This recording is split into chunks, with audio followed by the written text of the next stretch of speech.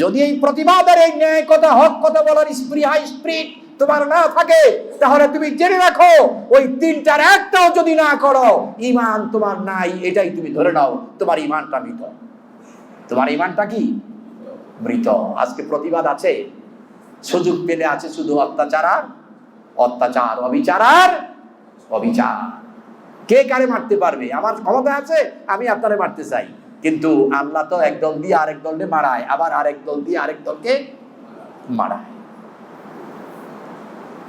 আপনি দেখছেন অবস্থা, যারাই অধ্যত্তপনা করেছে, যারাই জুলুম করেছে, কারো পরিণতি ভালো হয় নাই, কারো পরিণতি ভালো হয় নাই। মুহাম্মদ সাল্লাল্লাহু আলাইহি ওয়াসাল্লাম ফাতিহা মক্কার পরে কেন বললেন মুহাম্মদ সাল্লাল্লাহু আলাইহি ওয়াসাল্লাম থেকে চরিত্র শিখো? কারণ তিনি ছিলেন প্রেসিডেন্ট। তিনি ছিলেন কি? প্রেসিডেন্ট। তিনি ছিলেন প্রাইম মিনিস্টার, তিনি ছিলেন সেনাপ্রধান, তিনি ছিলেন পৃথিবীর সর্বশ্রেষ্ঠ নবী এবং রাসূল, তিনি ছিলেন পৃথিবীর শ্রেষ্ঠ দানবীর, তিনি ছিলেন ক্ষমার দিকে পৃথিবীর সৃষ্টির মধ্যে সবচাইতে উদার এবং উন্নত মনের চরিত্র সম্পন্ন ব্যক্তিত্ব। তার মতো এত ক্ষমা আর কেউ করে না। কোরআনের গান দিয়ে, হাদিসের আলোকে, সত্য পথে যেন থাকি অবিচল। তোমার ছায়া তলে করগো কবুল প্রভু, তোমারে অধম বান্দাকে। আপনার কাছে মনে করেন তিনটি বস্তু নিয়ে আসলো, একটি লোহা, আরেকটি রৌপ্য, আরেকটি স্বর্ণ,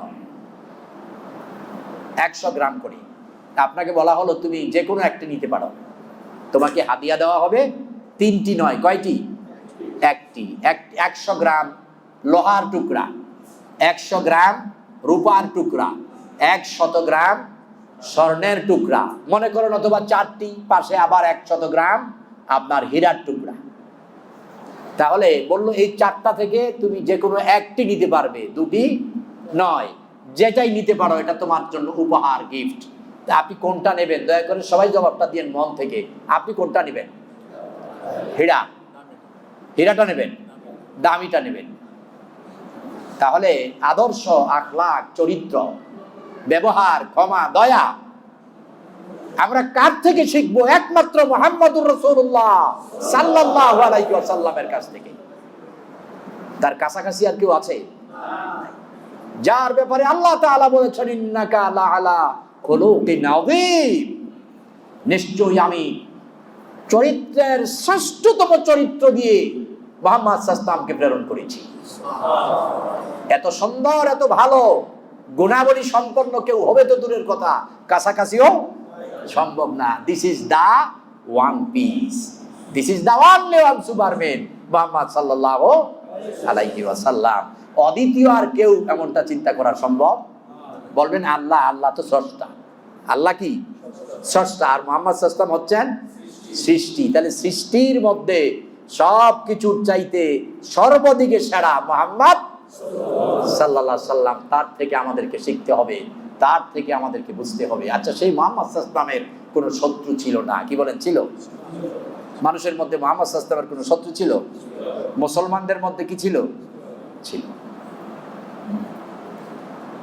কেন শত্রু হলো? আপনি দেখেন, মুহাম্মদ সাল্লাল্লাহু আলাইহি ওয়াসাল্লাম যখন, যতদিন পর্যন্ত নবুয়তি পান নাই, 40-এর আগে, 40-এর আগে মুহাম্মদ সাল্লাল্লাহু আলাইহি ওয়াসাল্লামের কোনো শত্রু ছিল না, কোনো সমালোচক ছিল না, কোনো বিরোধী ছিল না।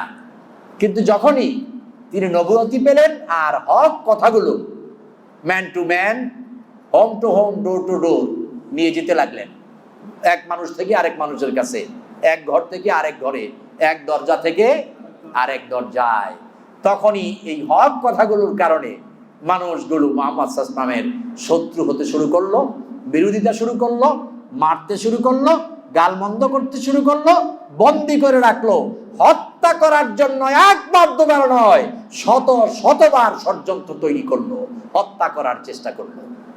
এর কারণ কয়টা? এই সব কিছুর পেছনে, বিরোধিতার পেছনে কারণ কয়টা? একটা। কেন? আল্লাহর জমিনে আল্লাহর দিন চাইলেন, কেন হক কথাগুলো বললেন, কেন সৎ কথাগুলো বললেন? এটাই ছিল অপরাধ, এটাই ছিল অপরাধ। আমার জীবনে একটা চিন্তা ছিল যে আমি কোন মসজিদে কন্টিনিউ জুমার দায়িত্ব নেওয়া, এটা আমার লাইফে প্রথম। তো লাইফ তো 50 পার হয়ে গেছে। জীবন কি শুরুর দিকে না শেষের দিকে? শেষের দিকে গিয়া দায়িত্ব নিলাম। আলহামদুলিল্লাহ প্রায় তো 2.5 বছর টিকে গেলাম। আমি আশ্চর্য কেমনি টিকলাম। কারণ যেই দিকে বৃষ্টি ওই দিকের পাতলা যদি ধরতাম, তাহলে জীবনের মরার আগ পর্যন্ত সুস্থ থাকতে টিকা সম্ভব। আমাদের গ্রাম অঞ্চলে একটা কথা আছে, বোবার কোনো শত্রু নাই। এই বোবার মানে কি কথা বলতে পারে না? না, যে উচিত কথা বলে না। অথচ আল্লাহর হাবিব বলেছেন, ইয়াকুল মুস্তাফা সাল্লাল্লাহু আলাইহি ওয়াসাল্লাম, মান রাআ মিনকুম মুনকারান, তোমাদের মধ্য থেকে কেউ যদি কোনো কিছু মন্দ দেখে, ফালিয়ুগাইয়িরহু বিয়াদিহি, সে যেন তার হাত দ্বারা তা প্রতিহত করে দেয়, বন্ধ করে দেয়, ওখানে সৎকে প্রতিষ্ঠিত করে দেয়। ফালিও সাকিতু বলেন নাই, আলেম যারা তারা বুঝবেন, ফালিও সাকিত মানে বন্ধ করে দাও। নবীজি বললেন ফালিও গাইয়িরু মানে পরিবর্তন করে দাও। এটা কি করো? পাল্টায় দাও। এই মন্দটাকে ভালো দিয়ে কি করো? পরিবর্তন করো। কি দিয়ে? তোমার হাত দিয়ে। আল্লাহর হাবিব বলেন, এই প্রথম কাজটা যে ব্যক্তি করতে পারবে না, তার দ্বিতীয় কাজটা হলো ফাইল্লাম ইয়াস্তাতি, যদি সে অক্ষম হয়, না পারে। কারণ 20 জনে অপরাধ করছে, আমি একজনে বাধা দিলে পরে এটা সম্ভব হবে না। তখন আল্লাহর হাবিব বলেন, ওখানে হাত দিয়ে বন্ধ করতে গেলে যদি তোমার মনে করো হাতটা ভেঙে ফেলবে, তোমায় মারবে, ওদের প্রতিহত করা, ওদের মোকাবেলা করার শক্তি তোমার একা নাই। নবীজি বললেন ফাইল্লাম ইয়াস্তাতি, যদি অক্ষম হও, না পারো, তাহলে ফাবিলিসানিহি, তোমার জবান দিয়ে তুমি সেটা পরিবর্তন করো। দাওয়াত দিয়া, মুখ দিয়া পরিবর্তন করো, ভাষা দিয়া, কথা দিয়ে। আল্লাহর হাবিব বলেন, যদি ফাইল্লাম ইয়াস্তাতি, এতেও তুমি সক্ষম না হও, এতেও অক্ষম হও, ফাবিলিসানিহি ফাবিকালবিহি, তাহলে তুমি তোমার অন্তর দিয়া প্রচেষ্টা চালাতে থাকো। ওরা 20 জন, আমরা 21 জন একত্রিত হব এবং ওদের চেয়ে বেশি শক্তি সংগ্রহ করে আমাদের হাত দিয়ে অপরাধটা বন্ধ করে ন্যায় প্রতিষ্ঠিত করব। এটা হলো 3 নাম্বার কাজ। আল্লাহর হাবিব বলেন ওয়াযালিকা আদওয়াফুল ঈমান, আর এই 3য় নাম্বার কাজটা যারা করবে সে হলো দুর্বল ঈমানের অধিকারী। 3 নাম্বার কাজটাও যে ব্যক্তি করবে না, আল্লাহর হাবিব বলেন ঈমান বলতে তার ভেতরে আর কিছু থাকে না। কারণ উত্তম, মধ্যম, দুর্বল, এরপরে কি? অচল বা মৃত। উত্তম শক্তিশালী, মধ্যম বা দুর্বল, এরপরে হয়তো অচল বা মৃত। না আর কোনো অর্থ আছে? তো নবীজি বললেন ওয়াযালিকা আদওয়াফুল ঈমান, যদি এই প্রতিবাদের, এই ন্যায় কথা, হক কথা বলার স্পিরিট তোমার না থাকে, তাহলে তুমি জেনে রাখো ওই 3টার একটাও যদি না করো, ঈমান তোমার নাই, এটাই তুমি ধরে নাও, তোমার ঈমানটা মৃত। তোমার ঈমানটা কি? মৃত। আজকে প্রতিবাদ আছে, সুযোগ পেলে আছে শুধু অত্যাচার আর অত্যাচার, অবিচার আর অবিচার। কে কারে মারতে পারবে? আমার ক্ষমতা আছে, আমি আপনারে মারতে চাই, কিন্তু আল্লাহ তো একদল দিয়ে আরেক দলকে মারায়, আবার আরেক দল দিয়ে আরেক দলকে মারায়। আপনি দেখছেন অবস্থা, যারাই অধ্যত্তপনা করেছে, যারাই জুলুম করেছে, কারো পরিণতি ভালো হয় নাই, কারো পরিণতি ভালো হয় নাই। মুহাম্মদ সাল্লাল্লাহু আলাইহি ওয়াসাল্লাম ফাতেহ মক্কার পরে কেন বললেন মুহাম্মদ সাল্লাল্লাহু আলাইহি ওয়াসাল্লাম থেকে চরিত্র শিখো? কারণ তিনি ছিলেন প্রেসিডেন্ট। তিনি ছিলেন কি? প্রেসিডেন্ট। তিনি ছিলেন প্রাইম মিনিস্টার, তিনি ছিলেন সেনাপ্রধান, তিনি ছিলেন পৃথিবীর সর্বশ্রেষ্ঠ নবী এবং রাসূল, তিনি ছিলেন পৃথিবীর শ্রেষ্ঠ দানবীর, তিনি ছিলেন ক্ষমার দিকে পৃথিবীর সৃষ্টির মধ্যে সবচাইতে উদার এবং উন্নত মনের চরিত্র সম্পন্ন ব্যক্তিত্ব। তার মতো এত ক্ষমা আর কেউ করে নাই। তিনি প্রতিপক্ষকে নির্যাতন করে নাই। আপনি দেখেন ফাতেহ মক্কা বিজয় হলো, কেমন লোকগুলোকে মাফ করে দিলেন। আল্লাহু আকবার। কেমন লোকগুলোকে মাফ করলেন। বিনা অপরাধে বুক কেটে কলিজা চাবায় খেলো, তারাও কয় মাফ। মুহাম্মদ সাল্লাল্লাহু আলাইহি ওয়াসাল্লাম দেখলেন যে আমাকে আল্লাহ তাআলা প্রতিশোধ নেওয়ার জন্য পাঠায় নাই।